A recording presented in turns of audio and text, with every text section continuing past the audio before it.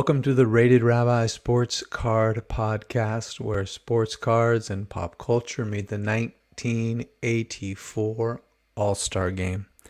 I am your host, Rabbi David Spinrad. Welcome. This is episode 17, King Carl. But before we get into today's episode, I want to respond to a frequent listener, Moshe from Las Vegas. Moshe says, "What's up? Where was last episode? Where were you on Monday? I missed you. I missed you to start my week." I'm sorry, Moshe. You're right. I was not around on Monday. I did not drop an episode on Monday, and I will avail myself to give you information when I have it, when I know I'm going to miss. I was away on Monday because I had an incredible honor. I was out in Los Angeles at the University of Judaism, where I was invited by my friend and my colleague now, and a mentee from my years in Atlanta, Rabbi Samuel Rosenbaum. Sammy invited me to present him for Rabbinic Judaism at the Ziegler School of Rabbinic Studies. And Sammy is a rabbi, and he asked me to present him for ordination. In Hebrew, the word is smicha. It means to lean on, or quite literally, it is the laying of the hands. And I was honored to present him for that really illustrious moment in his life and in the life of the Jewish people. So I flew out real quick. I was just gone Sunday night to Tuesday morning. Unfortunately, that meant no episode for us on Monday, but I'm back, baby. So when I travel, I have far too many aspirations. I'm going to read this book. I'm going to work on this project. And I'm going to watch these three things. Like, just the chance to be alone on an airplane where nobody can email or text me or ask me for anything. And I'm like, oh, it's just going to be just Dave time, right? Right. I mean, I read a few pages, and I always look through my photos and like delete. You do that too. You got like 7,000 photos on your phone stuck somewhere. I go through the phone, try to clean up those photos that are crummy. But another thing I did is I had my journal out, and I started thinking about what I want my collection to look like. And I don't want that many cards. I'm working on a full Willie Mays run. And I don't even know what full means. I know I want all of his base cards from 51 through 72. I will never own his 73 tops in a Mets uniform. It's like so old he can barely hold a bat. Like, no, thank you, please. But 51 through 72, I know that I want his Bowman. I know that I want his tops. I even want his 63 Fleer. There are some of his combo cards, some of his special cards. I don't care about when he appears on checklists. And these leaders, for sure, I want that 66 leaders with Aaron and Clemente. But there's a 64 we call Master and Mentor with Bill Rigney. Rigney was terrible to Mays. Rigney didn't understand that he had a transcendent superstar, and Bill Rigney didn't really strive to get along with Willie Mays, and they had a very contentious relationship, contrasted by his relationship with Leo DeRocher. And sometimes DeRocher, it could definitely seem paternalistic, perhaps even in that paternalism a touch racist. I think by today's standards, they also had an incredible intimacy, and most of all, Willie Mays trusted Leo, something he never had with Bill Rigney. So I won't be getting all the combo cards, but I'll be getting the best of them. So I don't want that many cards. I do want the Maze cards. I have a couple of modern little fun projects. But I started looking at my real PC and recognizing that I don't want all these cards. They might be awesome, but I think I might enjoy one or two transcendent cards over a big handful of awesome cards. And I did this thing where I tried to make a list of just 10 cards, non-Willie Mays division, that I would want. Some of them I own, most of them I don't. And I was able to get, of all my cards that I want, I was able to actually winnow it down to 21 non-Willie Mays cards in a pyramid. 1, 2, 3, 4, 5, right? 1, 2, 3 is 6, 4 is 10, 5 is 15, and then the sixth and final row, 21. A 21 card non-Willie Mays vintage PC.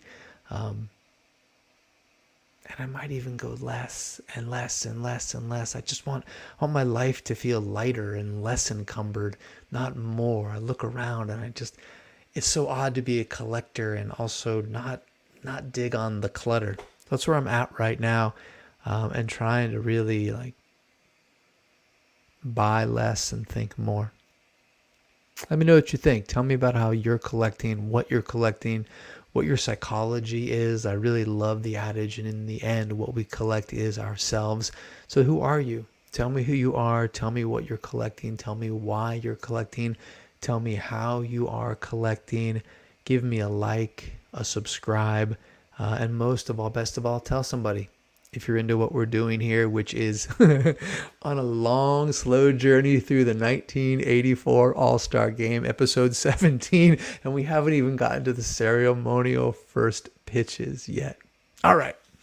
So the anthem finishes. Crowd is cheering. From the field, they release hundreds of red, white, and blue helium-filled balloons. A different time. Right? Now you're like, all these beautiful balloons. Now, through the lens of 2023, what are we thinking? Oh my God, what about the San Francisco Bay? Those poor fish and those birds are going to swallow them and then they die. It seems a little antiquated by today's standards. I don't know that we're releasing hundreds of balloons into the air. Nevertheless, what's really cool is to see how the wind swirls. If you've never been to Candlestick, easy to find on YouTube. The wind just swirls around, and it swirls one way when they're closer to the field and then differently higher. And it must have been tough to play defense out there. So then the broadcast cuts to a still shot of the San Francisco Bay, a little sailboat in the foreground, and you hear the, some broadcaster, announcer voice saying, "The All-Star Game brought to you by today's Chevrolet and Budweiser, proud sponsor of the U.S. Olympic team. For all you do, this Bud's for you. And by the Gillette Atra razor, whose twin blades pivots for a close, comfortable shave. And by RCA and the palm-size small wonder video recorder."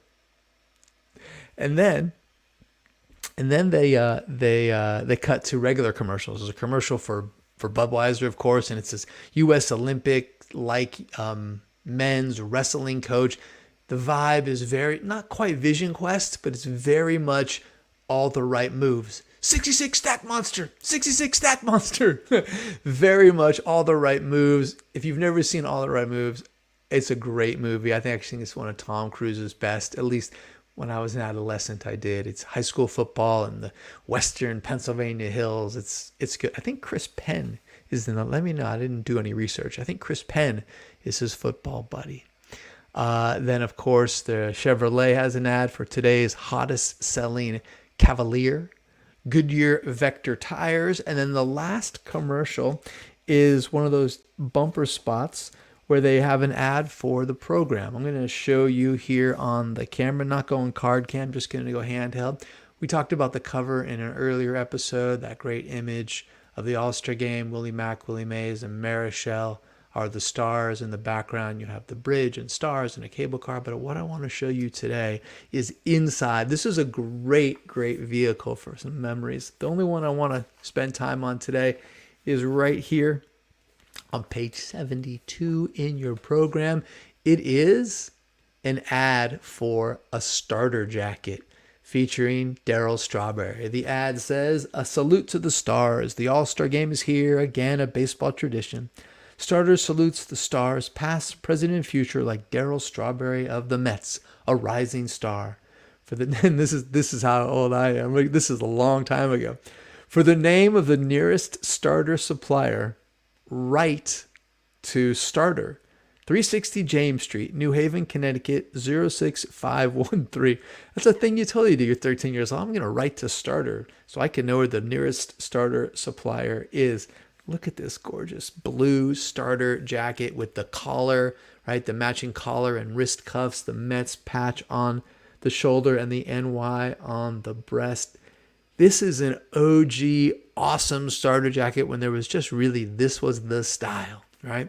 So little David Spinrad, Nevada, California, age 13, wouldn't have had to write to starter for the name of the nearest starter supplier because I knew where that starter supplier was. That starter supplier was at the Dugout store in Serramonte out by the airport. Serramonte, OG Mall. There was a Giants Dugout store at Serramonte, and all I wanted for Hanukkah was a Giants starter jacket. You know, when you're a kid, you're 13 years old, a little chubby, kind of cover the tummy, we like that. Also, like, you want to feel good. Things like good clothes give you self-esteem. My favorite jacket, a Giant starter jacket. Mom, Dad, please, for Hanukkah, all I want is a Giant starter jacket. And I kind of like let it go. And then my mom went to Serramonte, Giants Dugout store. She bought me a Giants starter jacket. Oh my God, I saw it there hanging in their closet with the plastic over it, like from the dry cleaner. Like, I was gonna get a starter jacket for Hanukkah. It was only a few days away, a week away, whatever. It's like, oh my God, dreams come true. Mom, you're the best. Only young David Spinrad sometimes had a big mouth. Only young David Spinrad didn't know when to let it go. Young David Spinrad, 13-year-old David Spinrad, maybe could be a little obnoxious in that 13-year-old way, and was known to open a big mouth from time to time to his mom and dad. And my dad handled it differently, but my mom, Rosie, she wasn't to be trifled with. And I remember this. Can you feel me? I feel me. She said, try me. If you say one more word,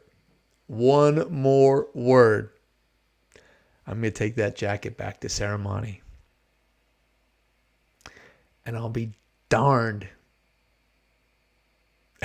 if I couldn't keep my mouth shut. I took that challenge. I said one more word, and what did my beloved Mama Rosie do? Well, Rosie was not to be trifled with. She took that jacket back to Serramonte, and I never had a Giant starter jacket. I'm not wounded. I'm like a big kid with a credit card. I spend plenty of money on Fanatics, but that one, oh man. You got to respect Rosie, though, person of her word. She says one more word, I'm going to take that jacket back. I spoke one more word, and back it went. Woo. I love you, Rosie. Yo. All right. Let's get into it.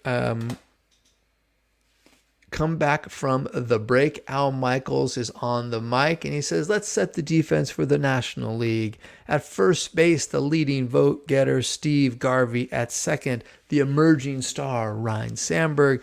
At short, the acrobatic one, Ozzie Smith. Over at third, Mike Schmidt. In left field, Tony Gwynn leading the National League in hitting at the All-Star break. In center, the two-time MVP Dale Murphy. And in right, the leading vote getter among outfielders, Darryl Strawberry. Behind the plate, it is an all-Montreal battery. We have Gary Carter, and on the mound with a 13-4, 2.9 ERA, Charlie Lee making his first All-Star appearance. They mentioned that Lee has taken command of the Montreal staff with Steve Rogers struggling. And before the game can begin, the PA announcer comes back on and introduces the first pitches for the All-Star game. We see the camera pans. The first person we see is Giants legend King Carl Hubbell. Next to him, 1961 Giants All-Star Stu Miller. By the way, they're both wearing the starter jackets. Don't think I don't suffer. I see that. Oh my God. They're both wearing this. They're both wearing that awesome Giant starter jacket. They're out there to throw the ceremonial first pitch. Hub is 81 years old, so he's just kind of taking his time, moseying out. Doesn't even go all the way out to the mound. He goes about halfway out. And, you know, sadly, he's already had a stroke a little bit, but he's out there and he bounces it. I'm not going to lie to you. He bounces it from about halfway between home plate and the mound. No matter. So Carl Hubbell. Let's talk Carl Hubbell, shall we? Carl Hubbell. I almost called this episode the meal ticket. That's his other nickname. Carl Hubbell pitches 16 years for the New York Giants, spends his whole life in the organization, gets into scouting.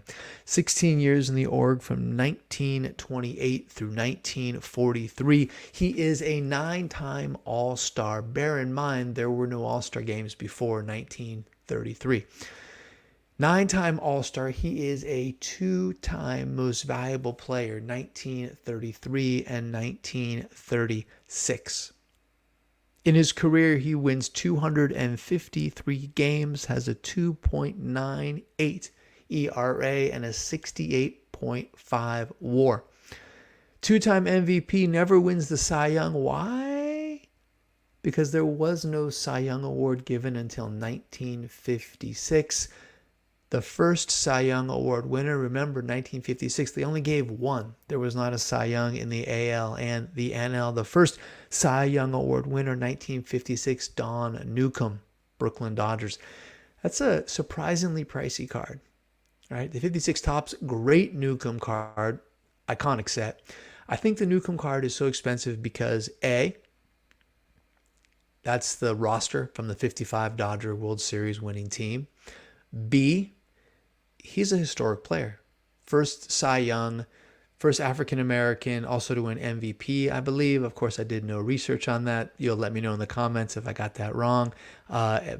Very hard card to find centered, at least so far for what I'm willing to spend on it. So Newcomb is the first Cy Young Award winner in 1956, explaining why Hubbell never does win the Cy. Those two MVPs, 1933 and 1936. In 33, he goes 28 and 12, 1.66, a Maddoxian. I made up a word.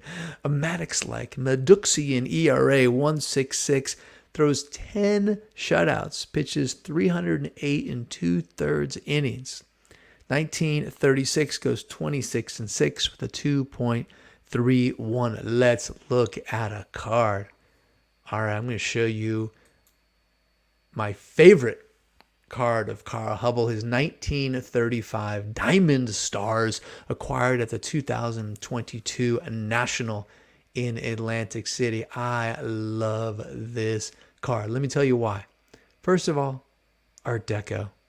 The deco design is so gorgeous. The way the colors and the shapes of the buildings, like the yellow and what building is that? That's certainly just a drawing, right? Look at the font on Carl Hubbell. It's that kind of, I don't know how to describe it other than Art Deco, kind of lean and rounded. It's such an incredible set. Rabbi Seth Limmer wrote in recently and said, hey, let's work on the adjectives a little bit, Spin Rad. I said, I don't know what to tell you. He's going to tell you, Rabbi, this is an awesome card. It's a really, really, really, really awesome card. It's not standard size. It's smaller. It's kind of rectangular, almost squarish, but more of a rectangle. What makes this card especially awesome to me and why it represents Carl Hubbell in my 80 card master set is the pose. And Seth, I can describe this for you. So Hubbell is leaning back on a screen. It looks like a screen that might have been a sort of a batting cage screen to protect the guy's legs or something like that. Have a big mesh screen with pipes around. He's leaning back, elbows up. He's got his hat jauntily cocked to the side, and he has this air of him in this picture. It's a painted photograph, right? Stylized. His air of calm confidence, cocksuredness, just badassery, right? That's leaning back, just greatness in repose. And why I chose this card is this 1935. Now, he also appears in 1934 Goudy in a similar pose. I love 34 Goudys. We're going to look at one in a second. He's a similar pose in the 34 Goudy, slightly different card, no hat. But the reason I chose the 35 is I imagine this taken in the wake of one of the greatest feats in all-star history, 1934. Hubbell on the hill for the National League. Only the second year they played the All-Star game is played this year in the Polo Grounds. Hubbell surrenders a leadoff single to Detroit Tiger Charlie Gehrig. Second batter, Heine Manush. We don't have a lot of Heine. That's a great name. Heine Manush walks. So you got 2 on, nobody out. 1934. Up steps the Bambino, the great Babe Ruth. What does Hubbell do? He Ks him, strikes him out. Sit down, Babe. Followed up, Lou Gehrig. What does he do to Gehrig? Strikes him out too. Now he got 2 on, 2 out. He struck out Ruth. He struck out Gehrig. Who next? Come on, Jimmy Foxx. Strikes out Jimmy Foxx to retire the side. Ruth, Gehrig, and Foxx are retired by strikeout. Gehringer and Manush are stranded. Comes back in the second inning facing Al Simmons. Strikes him out. After Simmons, it's Joe Cronin. Strikes him out too. Strikes out Ruth, Gehrig, Jimmy Foxx, Simmons, and Joe Cronin in succession. Hall of Famer, Hall of Famer, Hall of Famer, Hall of Famer, Hall of Famer. The 5 of them combined for a 329 lifetime average and 2,208 home runs. One of the great feats in All-Star and in baseball history. And so this is the picture of him just after, and I just think it's delightful. All right, let me show you another card as we move on. I got one more story. So the inspiration, maybe not the inspiration, but an influence on those 5 strikeouts is Hubbell's catcher in the All-Star game. Hubbell's catcher in the All-Star game says, listen, Carl, throw nothing but screwballs. Screwball is like a pitch you turn over like that. You can't see, but you rotate. If you're left-handed, you rotate your arm and your wrist, right, counterclockwise, and the ball breaks away, right, away from a righty and down and in on a lefty. It's said that in Hubbell's later years that he'd throw the pitch so many times that his arm was pronated outwards, right? Imagine your palm facing not inward towards your body, but outward, away. So Hubbell is advised by his catcher to throw nothing but Scroogies to the American League. What was the name of his catcher? Gabby? Old Tomato Face Hartnett. I went a long way to bring Old Tomato Face into the conversation to ask you, whatever happened to the great nicknames? Why are there no more? It's a mouthful, yeah. Old Tomato Face. They don't do nicknames like they used to. All right. I want to show you another card before we move it on. Hubbell is doing that first pitch, and Howard Cosell jumps on the mic, and he says the greatest game I ever saw pitched was a showdown between Carl Hubbell and Tex Carleton. I'm going to tell you about that game because Cosell messes up the details worse than I do. All right. The showdown that he's talking about happens in 1932 at the Polo Grounds. Carl Hubbell, James Tex Carleton. Carleton is pitching for the St. Louis Cardinals on 2 days rest. Leading the league with 11 wins. Entering the game, the two of them match up for 16 scoreless innings before Jesse Haynes, a future Hall of Famer, relieves Tex Carleton as he steps aside for a pinch hitter. In the 18th, Haynes allows a walk-off single, and the Giants win. Hubbell throws a complete game shutout, 12 strikeouts, walks nobody at one point from the 7th through the 13th, retires 20 in a row, throws an 18-inning complete game shutout. That just blows my mind. So for those of you listening on the podcast, I am showing James Tex Carleton's one and only big league major release baseball card, 1934. Such a gorgeous set, right? Like, listen, I get it. I know the 33 Gowdy. I would love to have the red Ruth. What is that number? 149, 179, whatever. That would be one of the handful of cards. Another conversation for another day. But it is hard to beat the 34 Gowdy. And in that same handful is the yellow Luke Gehrig. Oh my God, that is just a beautiful card. This Tex Carleton is nice though, right? The beautiful red, the drawing behind him of the pitcher and the batter. Got that real serious face. That amazing old school Cardinals jersey with the font and the birds on the bat. And of course across the bottom, 34 Gowdy. Lou Gehrig says, a little picture of the Iron Horse.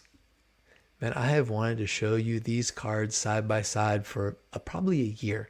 Probably when I first was doing the broadcast and I heard Howard talk about Tex Carleton, I had a vision to show you these two cards together, and it just feels so rewarding to show you the 35 Diamond Star Carl Hubbell and the 34 Gowdy Tex Carleton. Simple pleasures are the best. All right. So Hubbell throws out the first pitch, and the other first pitch, as I mentioned, is offered by former Giant and 1961 All-Star Stu Miller. Al makes mention that Stu now owns a liquor store in San Carlos. I tried to do a little Inspector Google research. I couldn't find out anything about the liquor store, but I knew he owned a liquor store in San Carlos. Let me show you what I have.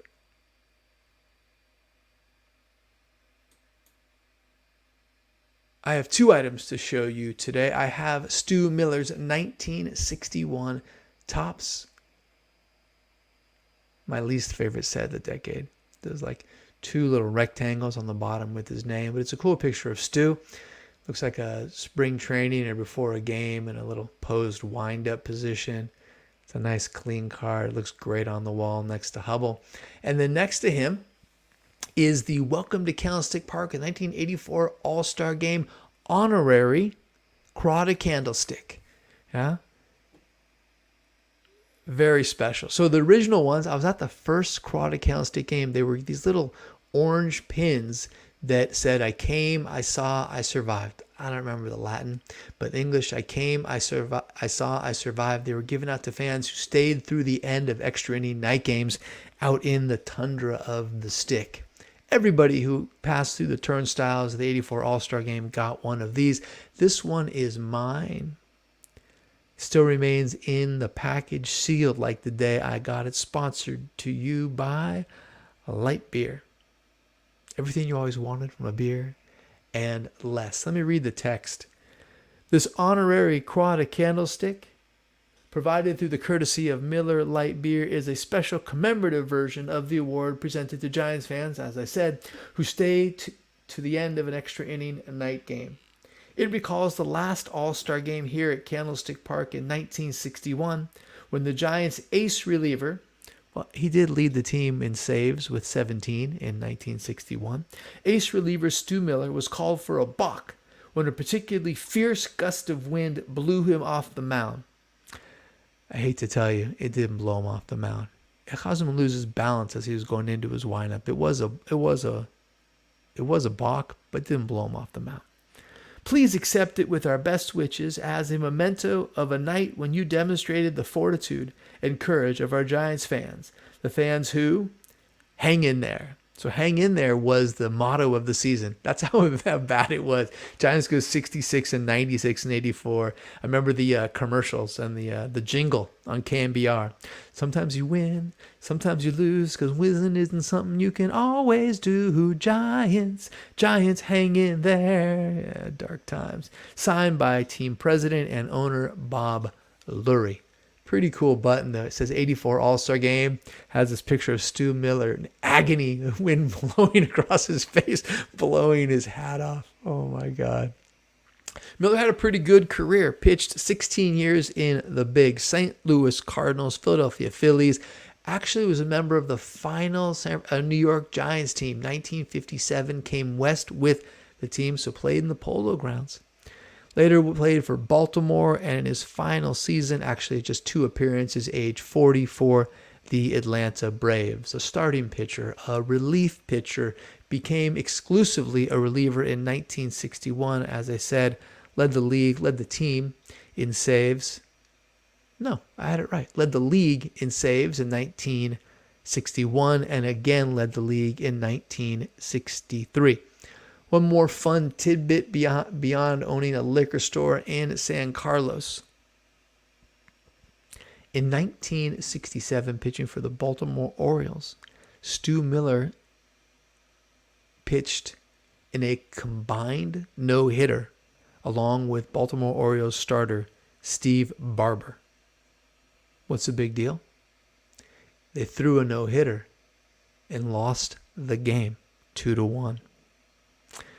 Barber pitches and no hits, but actually had walked 10 guys. So it wasn't that great of a game. Miller comes in to relieve him, throws a wild pitch to allow the score to be tied.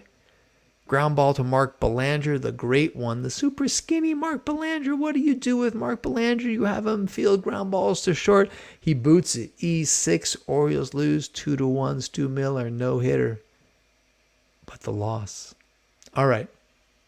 We're almost about to wrap it up. I want to tell you something that's coming very exciting. You're not going to want to miss this episode. Next episode, episode 18. I'm going to have an awesome mail day, perhaps even a double mail day, perhaps an incredible celebration of a project that I have now completed. I will somehow find a way to tie it to the 1984 All-Star Game. For my Jewish sisters and brothers, I wish you Chag Sameach, Happy Shavuot, the festival of weeks, when we celebrate receiving the Torah on Mount Sinai. I also wish those of you who celebrate and observe a Shabbat Shalom, and to each and every one of you, may you always and forever be blessed and enjoy health and long life. So long for now.